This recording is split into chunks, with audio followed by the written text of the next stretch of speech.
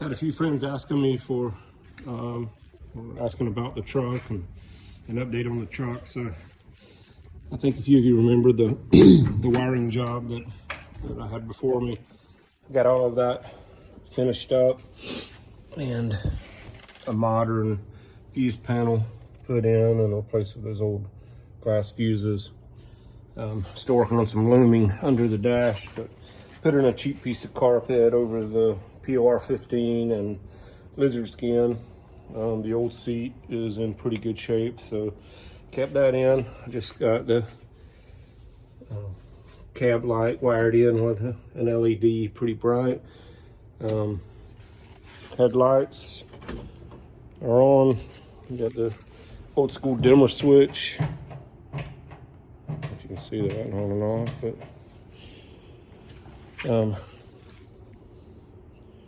and the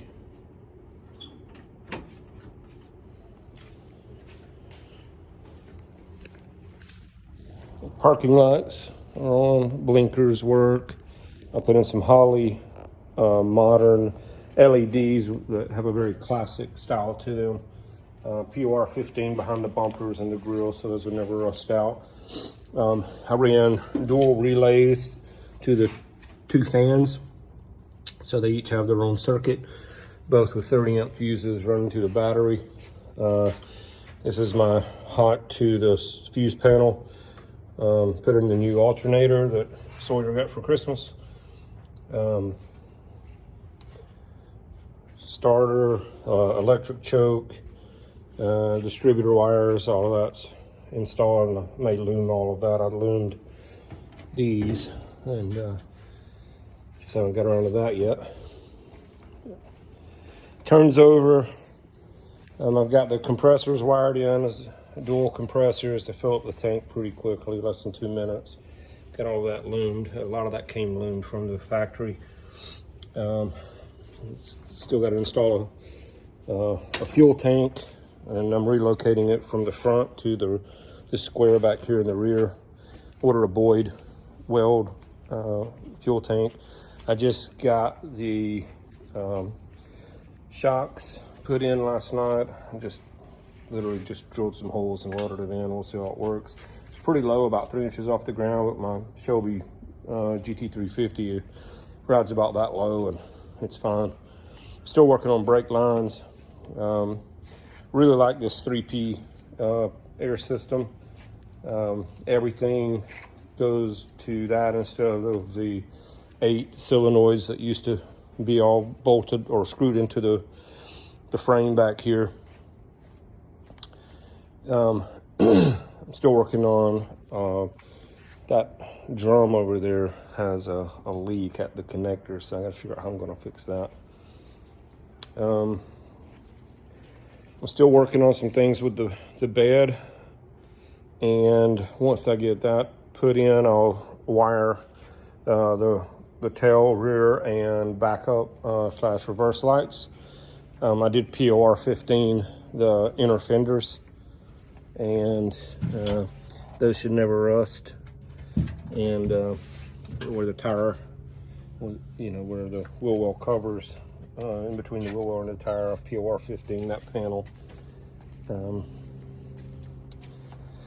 So when you crank up, I have everything wired to the ignition instead of manual switches or a thermostat control. So when I turn the ignition switch on, the 3P system will boot up, and the dual fans and the compressors will all come on.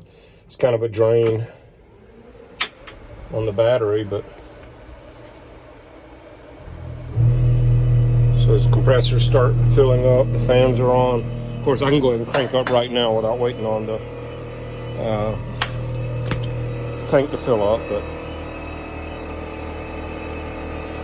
this is the truck fully laid out with no air in the bags. This is what they would call show mode, or you know, this is as low as it goes. The rear bumper is on the ground, completely flat on the ground.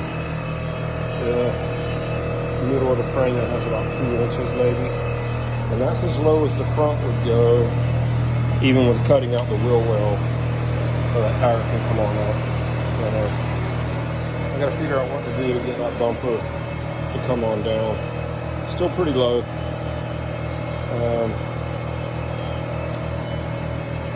I think a different, this is a pretty old system in here, so I might have to do a more modern drop spindle and cupping system in the front.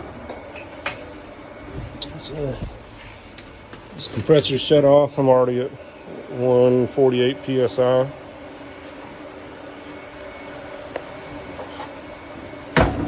Just a quick demo of that.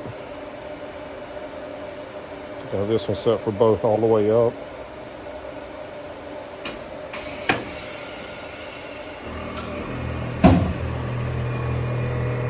And that's full maxed out height. And then for driving, this button puts everything down to where I think I would try cruising. We'll see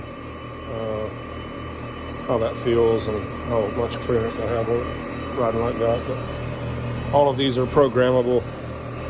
Really cool system. It also has a iPhone app for the same interface here. Connects to Bluetooth. So